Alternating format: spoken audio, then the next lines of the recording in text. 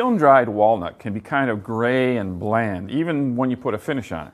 But fortunately, we've got a trick that will pop the color and make it look like old-fashioned air-dried walnut. Let me show you how it's done.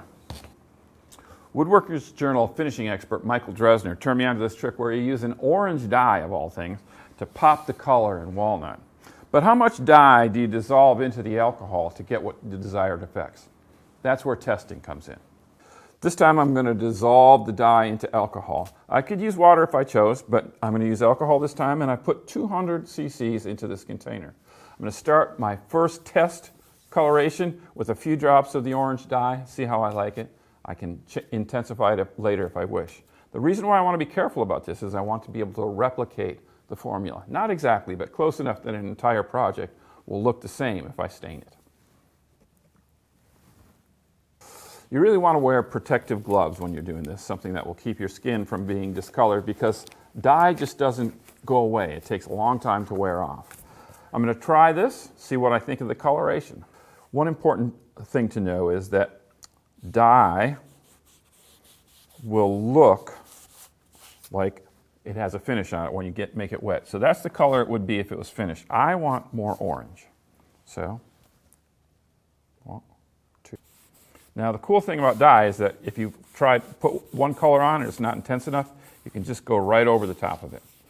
So, that's the formula I want. I'm going to get ready and put it on my bigger project. Now we're moving on to applying the dye to a real project. Now, I'm building a timbre console. Timbre is a flexible door in this case, and you can see that there's lots of pieces to get your dye applied to, which is why I thought it would be a great example for how to use aniline dye. I kind of like these staining sponges that have a cloth exterior to it. It allows me to apply stain without it dripping too much, but still get the surface nice and wet. You can see that I'm trying to get into all of these grooves.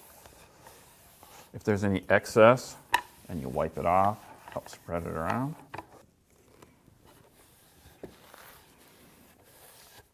One of the benefits of dye is that it dries quickly, but also once it is dry and you go back and you see that there's a spot you've missed, you can just touch it right up. It's really nice in that regard.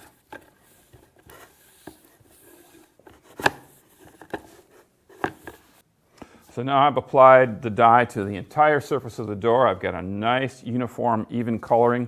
It's going to be beautiful when I put my next finish on, which in this case I'm going to apply some shellac and then follow that with wax. But you could put any clear finish over it that you would like. I hope that if you're going to be working with walnut in the future and you want to maybe step up your finish just a little bit, you'll consider the orange dye technique. I'm Rob Johnstone from Woodworker's Journal. Keep on making sawdust.